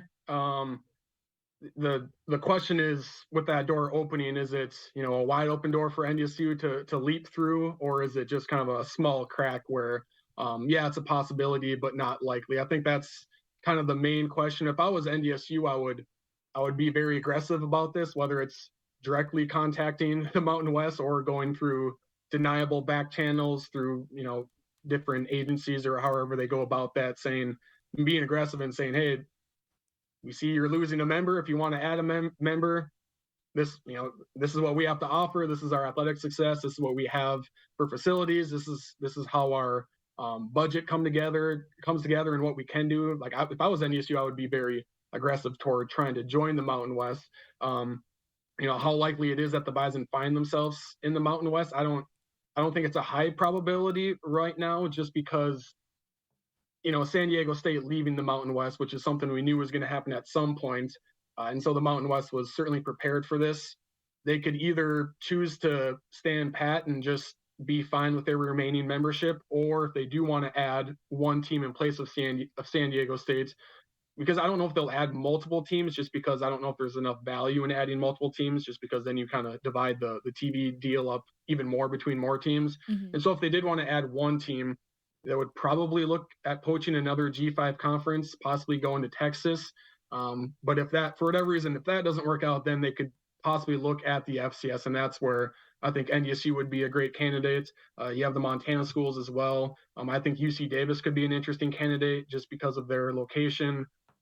Really strong university academic wise, and they have the resources in place to make that jump as well. And so there's just a lot of variables and dominoes that still need to fall before I can kind of confidently say that NDSU is looking likely that they could join the Mountain West. Well, I think one of the biggest questions when it comes to NDSU making this jump is which conference makes the most sense for them to be in, just because geography wise, they are just so out of the way compared to all these other schools. Which one do you see them making the most sense of fitting into? It kind of seems like there's only two, and that's the Mountain West and the American. Now the American is still far. It's mostly Central Time Zone, but it's still pretty far away from Fargo. The Sun Belt just doesn't seem likely. Just regionally, the MAC is most. If we're talking just regionally, the MAC probably makes the most sense. But I don't. The MAC didn't make any moves a couple of years ago when there was a huge cycle of realignment. So I don't think the MAC has much interest in NDSU, and I don't know if NDSU has much interest in the MAC just because they do play a lot of weeknight games. Conference USA just isn't a very good league. I would argue that the Missouri Valley is better than Conference USA. But also at some point, if you get an invite, which NDSU has never gotten an invite, if Conference USA calls NDSU with an invite, I think they might look harder at that now than maybe what they would have a few years ago. And so it does seem like the Mountain West is the perfect fit. I also think the American would be a good fit as well. And the American could be losing a member. SMU, I believe, has been rumored to go to the Pac-12 or the Big 12. And so the American could have an opening. It's just a matter of, do those two conferences, the American and the Mountain West, do they want to add an FCS team, or do they look at other G5 members to kind of fill their ranks? Do we think that this would be a football-only invite? That would be ideal for NDSU, but I don't think a lot of football-only invites would happen, just because you usually want, kind of the whole shebang. You want the whole athletic department, all of the athletic sports teams coming, and so I don't think it would be a football-only invite. Well, it'll be interesting to see how this plays out, especially with San Diego State moving. I think it's just a matter of time of when NDSU makes that jump. I think it will happen. It's just a matter of when. But for now, they're staying in the FCS, and let's take a look up to next season. You've been putting out all these articles. Who are you seeing as the top returners for NDSU this coming fall? Yeah, that's one interesting thing too about NDSU is in years past, we could always point to 8, 9, 10 all-conference players coming back, and 4, 5, 6 all-American players coming back. And with this year's NDSU team, you look at the 2022 all-Valley teams, and the Bison only have 4 returners from that 2022 all-conference team, and 2 of them are on special teams. You have long snapper Hunter Brosio, and then you have return specialist Jane Price. And so there's only 1 returning all-conference player on offense. That's Tamarick Williams. There's only 1 returning all-conference player on defense. That's Will Mostart. You can add Eli Mostart to that mix as well, because he was all-conference the previous year. But still, the amount of all-conference guys are pretty low when it comes to returning all-conference guys for NDSU. And so, more guys are going to have to step up into those roles. I look at a guy like Jalen Sundell on the offensive line as a guy that can be that next all-conference, all-American level offensive lineman for NDSU. Who are you expecting to step up and make a name for themselves this year? Yeah, it's a lot of unknown as far as names. I think Tamarick Williams is a known name, but, I think he could go from being kind of that number. At one point, he was the number 3 option as far as, running attack last year, but he turned into being the number 2 option due to Lipke's injury. But I think Tamarick could have a really good season if he's more of a workhorse back. But yeah, there's a lot of questions as far as who steps up. The secondary is going to have, whole new names. The linebackers, they bring back most of their returners except for their leading tackler from last year, James Kaiser. The defensive line loses arguably their best player from last year, Spencer Wagee. Offensive line loses their 2 best players. The rushing attack loses their 2 best players. Wide receivers, basically everyone has coming back. But someone kind of needs to emerge there as being the go-to guy. And so I don't know. There's some familiar names, but there's also some new names that will need to step up for NDSU to kind of reach that national title standard that they have. Well, what is your biggest question mark for NDSU this offseason? I think you have to start with the secondary, just losing the top 3 corners and the top 3 safeties from last year. It could be a situation similar to the 2015 season where NDSU also had a new look secondary, and was not good in the secondary in that season opening game against Montana. But by the end of the year, they were playing much better. And so it could be something like that to monitor in the secondary of how these new look players look, and also how they develop throughout the course of the season. And so I think that's the main question mark number one. And I think question mark number two is, what the offense looks like, because I think they will probably need more from their passing game this year, just with the lack of depth in the running back room, and also the offensive line, which I still think is going to be one of the better ones in the FCS, but they're going to kind of have, rotate some players around. Jalen Sundell sounds like he might move to the left a little bit. And so it might take a little bit for the offensive line to gel. And so, the Bison might need more from their passing game this year. And, Cam Miller, can he have a season more like 2021 than 2022? Can he play better than what he did last year? And then what pass catchers can step up? I know there's some young names that have potential, but, just finding that one guy that can be a Christian Watson, or it can be a Darius Shepard or an RJ Urzendowski, the one guy that can kind of make a defense, not suck up too much to stop the run. Finding that one guy on the outside will be big. So SDSU is your pick during this offseason as the favorite heading into the 2023 season. What's your biggest question mark about the Jacks? There's very little questions about the Jacks, just because you can go, kind of like I did with NDSU. If you go position by position, there really isn't a whole lot of question marks. They lose Tucker Kraft, probably their best player, but they also have Zach Hines coming back, who's also an all-conference tight end. And so offensively, I think they're going to be really good. Defensively, probably the biggest question mark is the defensive line. They lose two starters on the D-line, two of their better players on that defense, but behind them, linebackers are strong, safeties, everyone has coming back. They have two all-conference cornerbacks coming back. So I think just the biggest question mark is who steps up on the defensive line for South Dakota State. They have a lot of returning experience coming back because they rotated a lot, but they don't have really any all-conference names like a Reese Winkleman or a Caleb Sanders coming back. And so that's probably the top question mark for the Jacks this year. Well, hopefully we'll find some answers during this offseason, Sam. Thank you so much for joining me. I really appreciate your time. Yeah, thank you for having me. All right, everyone. Sam Herder.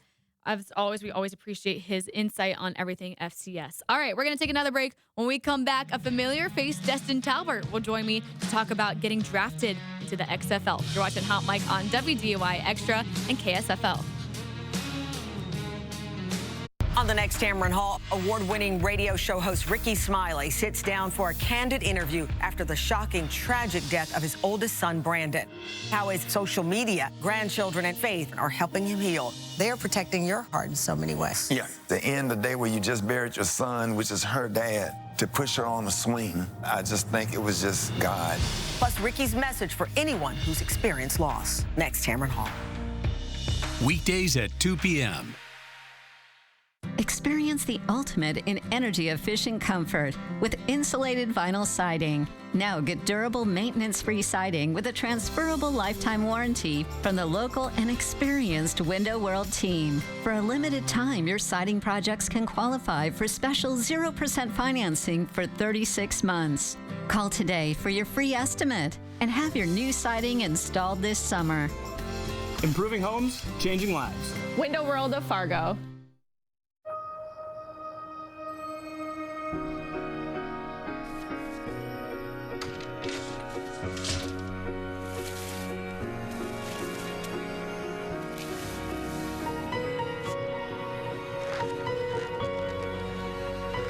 What would you give for a child you loved to make their wish come true?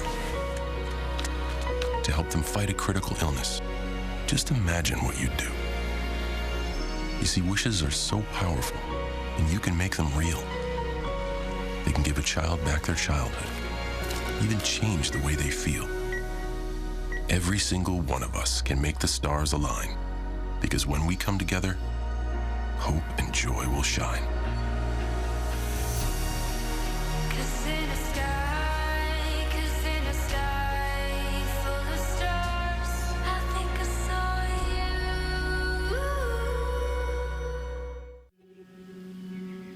Overcoming drug addiction was difficult, but I found the path to recovery that worked for me. Treatment helped me come to terms with the issues in my life that caused me to use drugs. And I found better ways to cope. Learning I had a substance use disorder helped me realize I needed to make a change. The road to recovery is different for everyone. There were good days and bad days. But I found strength in seeking help. My friends and family made a huge difference in my recovery. I never gave up. I found my path, and I keep walking it every day. Find the path that works for you. Learn more at cdc.gov/stopoverdose. I'm Naheem Hines, running back for the Indianapolis Colts and proud supporter of the Muscular Dystrophy Association. My mom was diagnosed with muscular dystrophy when I was 14, and I watched her struggle. But MDA helped her get the best treatments and care, and they also help kids like my buddy Ethan. My name is Ethan, and I'm 12 years old. Thanks to the Muscular Dystrophy Association and people like you, I have more hope than ever before. From day one, they've treated me like family at my local care center. MDA is the only one that funds over 150 care centers across the U.S. to help provide state-of-the-art care for adults and kids like me. For over 70 years, MDA has been transforming the lives of people living with muscular dystrophy, ALS, and other related neuromuscular diseases. They fund the research for breakthrough treatments, care, and cures. And MDA provides support to thousands of families like mine and Ethan's in communities like yours. Thanks to MDA, kids and adults can live life to its fullest. Join us and learn more at mda.org today.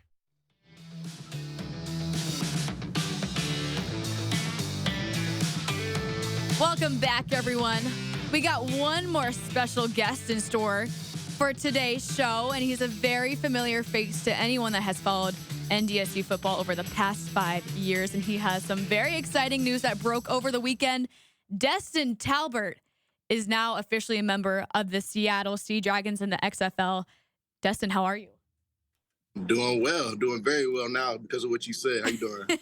Good. Has it hit you yet that you are officially going to be playing in the XFL? It definitely has. I mean, it took maybe a few hours. I was sitting there more relieved than anything to finally, get a call, get some good news. Mm-hmm. But yeah, since then it's definitely set in. It's like, man, I'm actually a professional athlete now and have to conduct myself as such. We were talking during commercial break just a little bit about how everyone's postseason journey is a little bit different. Like we were saying, with Cody, we knew he was going to get drafted. Nash, we're like, okay, he could get drafted. With you, I mean, what was this like for you? Because you said that you didn't really know what was going to happen. Right. I mean, it's been a tough process. I mean, especially like draft day was really tough, sitting there and, there, like you said, there's the obvious ones where it's like, oh, Cody, like, can't wait to see like when he gets drafted, but it's going to happen. And I began to think like, you get a lot of calls leading up to the draft. Mm-hmm. Of course, I'm thinking like, oh, I'm going to get drafted. Like, I feel like I had a good pro day. I'm getting a lot of calls, a lot of attention. So it's definitely humbling, to say the least, when it doesn't happen. Like, you're sitting there kind of shocked, like, what's next for me? And so it makes it a tough process afterwards. But glad to be in this position now. But you also got invited to several rookie mini camps. Tell us which ones you went to and what that experience was like for you. All right. So initially I went to the Bears rookie mini camp, the first week of rookie mini camps. And then obviously didn't get that call, didn't get signed that weekend, but it was a cool experience. I mean, obviously being out here in the Chicago area, being with the home team was cool to be out there in the first place and get that first experience with the NFL. And then the next weekend I was with the Saints. So I went out there, another great experience, get to go to New Orleans for the first time, another NFL experience, NFL players all around you. But same way, didn't get that call of getting signed. So 2 humbling experiences, but cool experiences at the same time. Got to try different positions. I played corner the whole time in North Dakota State, but then played safety at the Saints minicamp. Oh, really? Yeah, that's how it went for me. How was that, totally playing a new position? It was a shock. The first day mainly. First day where it was like, say safety, like in my head, I'm like, I don't know what I'm doing back there. Like they're about to really make me look bad. But it ended up being really cool, really comfortable actually. Like I was like, within the first, day, first practice, I'm already feeling like, oh, I can play safety. Like, okay, I'm gonna be an NFL safety. Like, so it definitely made me feel more versatile. Like, oh, I can play corner, I can play. more all-around defensive back. Boost the confidence a little bit, knowing you can play several positions. Okay, so tell us a little bit about what the XFL draft process is like, because we know everything about the NFL one, but what is the XFL one like? It's a lot more ambiguous, really. I mean, NFL one, like you said, like I'll go into it, like kind of knowing what guys are probably going to get drafted. I might think I'm going to, or I'm on the hump. XFL was more like quiet the whole time. I mean, during and before the draft, it's not as much like coverage of it. So you don't know like, oh, who are the top XFL prospects? So you don't really know what's going to happen. You might get a call from a certain XFL coach, but again, I had NFL coaches call me before the NFL draft. So again, don't know what's really going to happen. And then the XFL draft isn't covered like live. So it's not like you get to see, oh, I'm getting picked. Oh, this person getting picked. So really, I got no calls during the draft. I thought like, oh, I didn't make it. Like that could be it for me. And then afterwards, I saw posts of the XFL draft results. So I'm kind of like already head in my hands. Like, okay, let's see who got drafted, who got in there before me.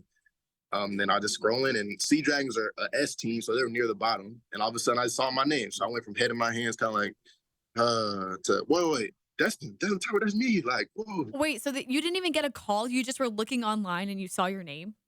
Exactly. What? No call before. I thought I didn't make it, and ended up being on the team. So yeah, it was a very happy surprise. Yeah. Okay, that is so crazy. Okay, so what was your initial reaction when you saw your name? I was shocked. I was sitting there. Like I said, it was really a few like hours of just relief. It wasn't like I was jumping around at first. I was really just sitting there like, oh gosh, I'm so thankful that I'm here now. Like, I'm so glad I just saw my name. So yeah, that was my initial reaction. Then immediately went out, started yelling with my mom. She was in the middle of work. So yeah, I was sitting there jumping around with her for a little while. Aww. But yeah, I was very happy. Okay, so first of all you need is a shot, which is so awesome that you are getting that with the Sea Dragons. And they were a good team this past season. Have you talked to any of your new teammates or coaches yet since being drafted? Yeah, I talked to a few of the coaches. Talked to the defensive backs coach, the head coach, the director of player personnel. So even though I didn't get a call before, I've got to talk to a few coaches since then, and I've enjoyed all the conversations. I'm excited for the opportunity in the first place. So did they end up calling you, or did you reach out and you're like, hey, you picked me, like, can we talk now? Ended up happening was the director of player personnel texted me. Really, my agent texted me first, like saying like the director of player personnel from Sea Dragons is concerned, like you're not answering him. I was like, what do you mean I'm not answering him? I didn't get any calls. It turned out like he was trying to text me and call me, and he had one digit off on my number. Oh my God. So it was like, oh, I'm here. Hi. But yeah, I ended up talking to him through that.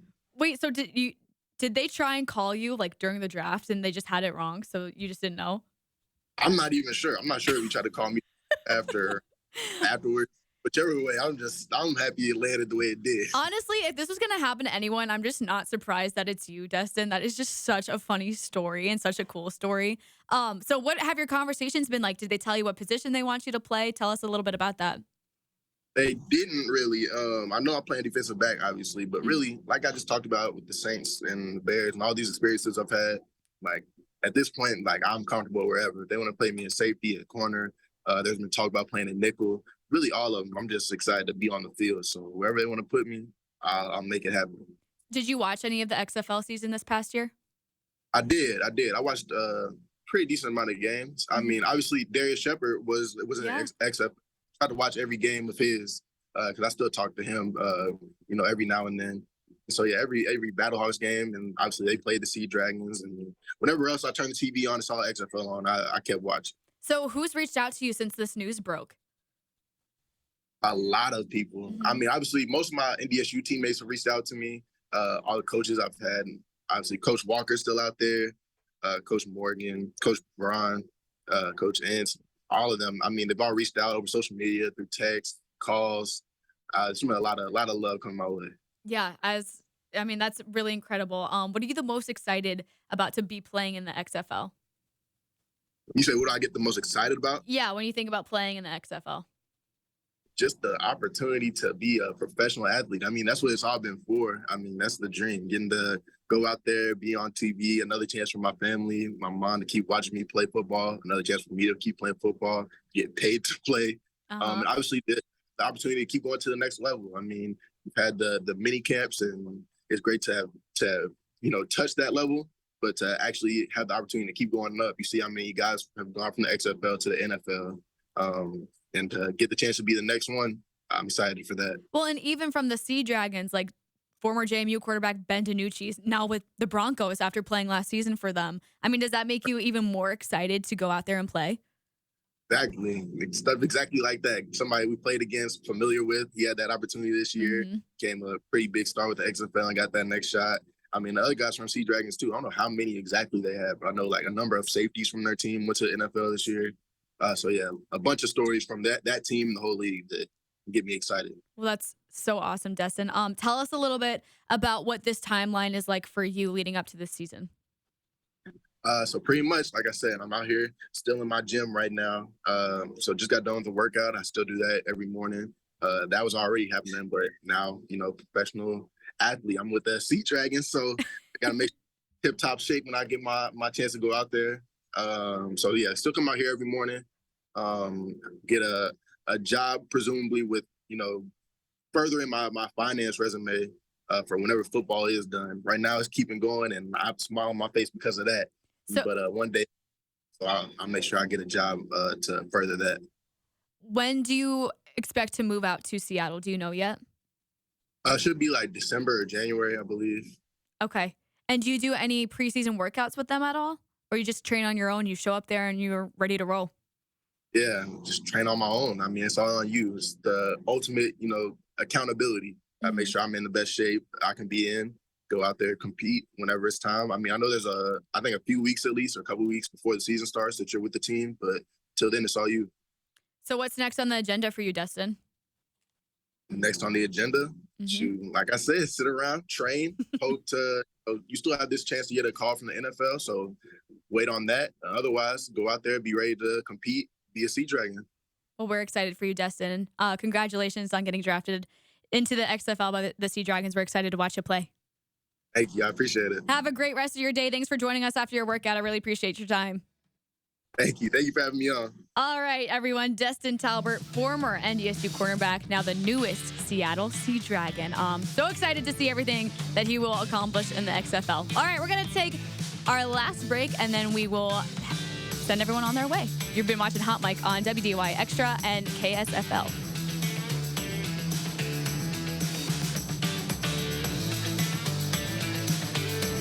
Leonard Skinnerd with special guest the Cadillac 3, live July 15th at the Red River Valley Fair on the Titan Machinery stage in the all-finished concrete grandstand. It's the 10 best days of summer. Tickets on sale now at redrivervalleyfair.com. Next, live with Kelly and Mark. Guest co-host Ryan Seacrest. Mega superstar. Global superstar. Chris Hemsworth. I'm obviously always trying to improve my physique. Yeah. What is it that you're doing on a regular basis? Well, I mean, you look incredible. No, go on. So, I was going to ask you the same question. Plus, Tyra Banks and a performance by Fitz and the Tantrums. Weekdays at 9 a.m. Now is your chance to win a WDAY Storm Tracker rain gauge, and you can take one home for free.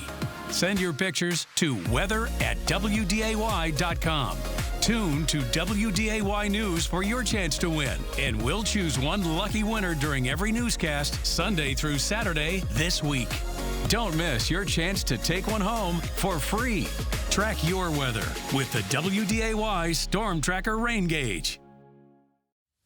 Hi Fargo, this is Chief Dave Zabalski of the Fargo Police Department, and I'm inviting all of you to our annual Fargo Police Department Community Picnic on Wednesday, June 21st from 5 to 8 p.m. at our new location, Broadway Square in downtown Fargo.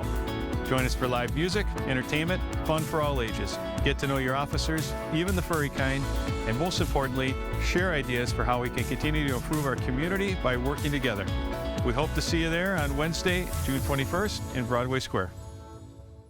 Federal investigators blame human error for a deadly natural gas explosion. We all remember where we were that morning.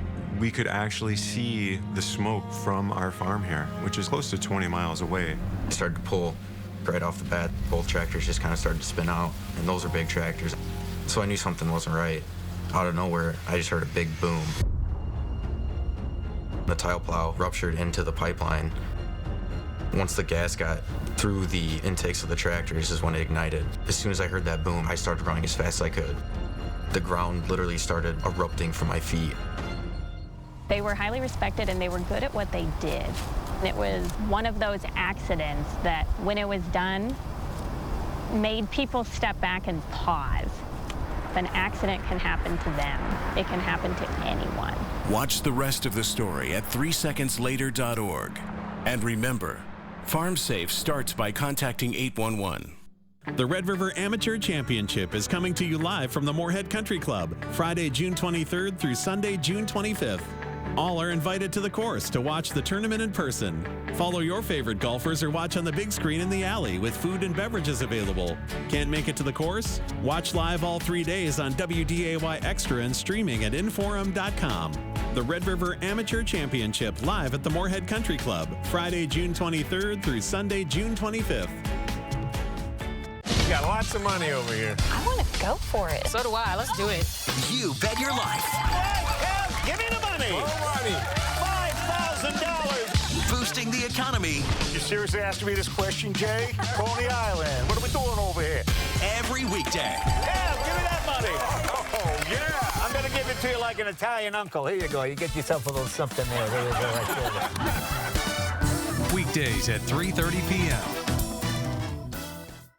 Dan and Shay with special guest Kip Moore live on July 7th at the Red River Valley Fair on the Titan Machinery stage in the all-finished concrete grandstand. It's the 10 best days of summer. Tickets on sale now at redrivervalleyfair.com.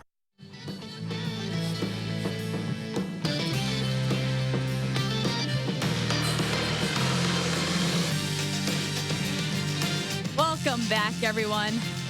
I hope everyone's having a great start to their Monday. This show's been flying by. This whole entire week of show. Jeez. Happy Monday, I guess, everyone. This whole entire week that I've been hosting Hot Mic has been flying by. Like I said, Dom's been on vacation. He will be back on Thursday. So I will be doing tomorrow and Wednesday. And yeah, this show is so fun. It's such a different outlet. Let's take a look at what's to watch today. College World Series are rolling. And second round of games are starting today. Tennessee, Stanford.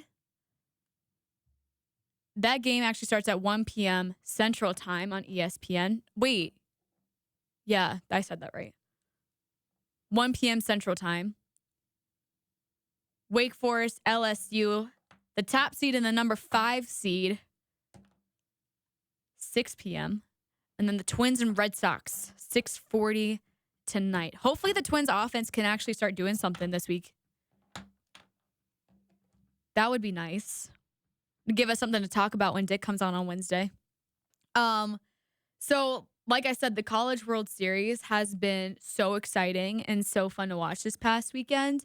And I don't know if you guys have seen this on Twitter, but this keeps coming up on my Twitter timeline, and it is the College World Series Jell-O Shot Challenge.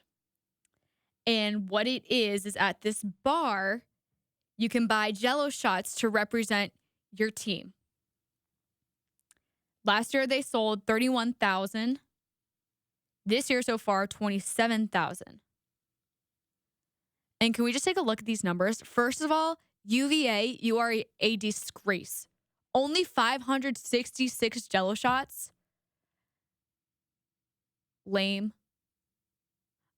And I will say, and I can say this because I'm from Virginia, UVA is the lamest school out of the big three. JMU, Virginia Tech, and UVA. There, I said it. And I can say that because I have friends that went there. They don't know how to party. Clearly, look at LSU just blowing everyone out of the water with 12,000. Someone in Omaha needs to do a deep dive into how many pounds of Jell-O they got to make a day in order to keep up with these numbers. Honestly, I would expect more out of Oral Roberts. Only 2,000? I would have thought that was more. I don't know. Stanford, only 600 too? They got some work to do. Everyone has some work to do compared to LSU. I wonder how many different flavors they have. I don't like green Jell-O shots.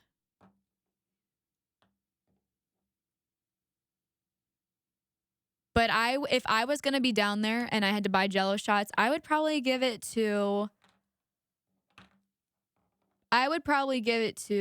Wake Forest or Oral Roberts. That's the team I would be pulling for. And I'm not saying Wake Forest because they're the top seed. I know some people that went there. That's a nice school, too, in North Carolina.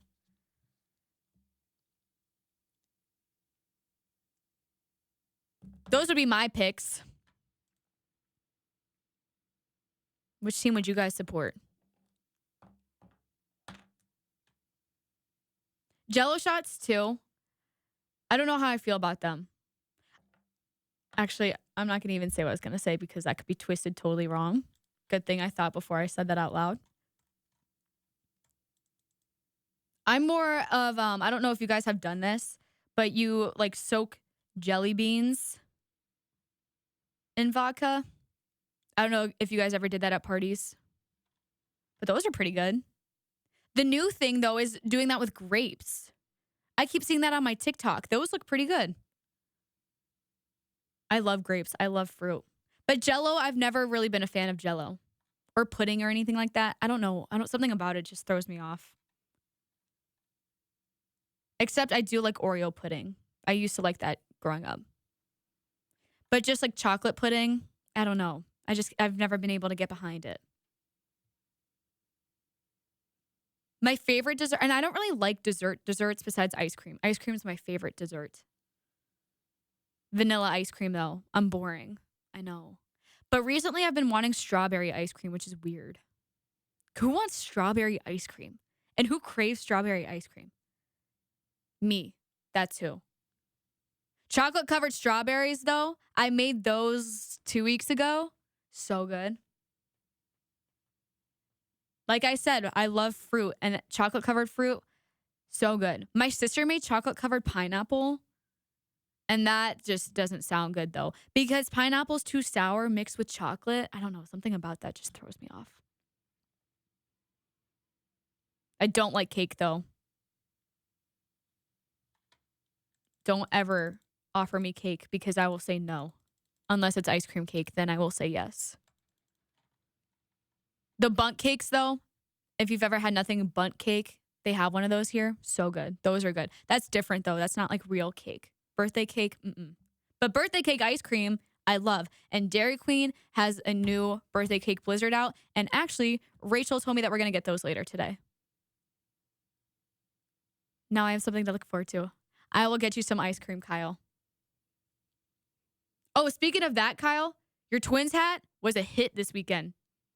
I was a bandwagon Twins fan. Like I said, Kyle had the sickest hat, borrowed it. Got lots of compliments on it. No, I didn't wear the jersey. That would be too much. Too much of a bandwagon fan. But the baby blue hat was a hit. People asked where I got that from. And I said, my friend Kyle. Sorry. Everyone wants me to tag them to get more followers. You guys just use me for my social media. Well, I didn't. I forgot. Stop using me for my social media clout. Rude. Anyways, I hope you all have a great day. You've been watching Hot Mic on WDAY Extra and KSFL. After working as a design consultant for the last 24 years, which involved a lot of heavy lifting, I developed chronic low back pain. Due to my low back pain, I had a hard time even unloading the dishwasher in the morning and just doing the simplest of chores. I called Center for Pain Medicine, and Dr. Ghazi recommended the Intercept procedure. The procedure was outpatient, the recovery was quick, and now I'm 100% pain-free. I even finished decorating my house after putting it off for years. Send your weather-related photos or video to the WDAY Storm Tracker team. Contact weather@wday.com or share them with us on Facebook and Instagram. Keeping an eye on the sky. The WDAY Storm Tracker team. I've been a GH fan my entire life. I love the TAM fam. I still think about the time I was at Port Charles. I don't believe it. But you can believe our shows are on back-to-back. GH fans and the TAM fam love a good story. Weekdays at 1 p.m. and 2 p.m. Victor deployed for the first time to Afghanistan in 2003. At 4 in the morning, my phone rang. They said, "I regret to inform you that your husband was wounded in action." Victor sustained a moderate traumatic brain injury. I was doing school full-time, and I was also then caring for Victor. One of the most important elements of caregiving is taking care of yourself. I just didn't want to forget that I also had goals and that I also had a life. What I did is I challenged Victor to meet me halfway. He asked all his therapists to help him undertake some of the house chores. There are almost 6 million military and veteran caregivers across the nation. We have our own journey, and we can fulfill that journey at the same time that we are helping our loved one. Visit aarp.org/caregiving for a free military veterans guide to navigate your caregiving journey.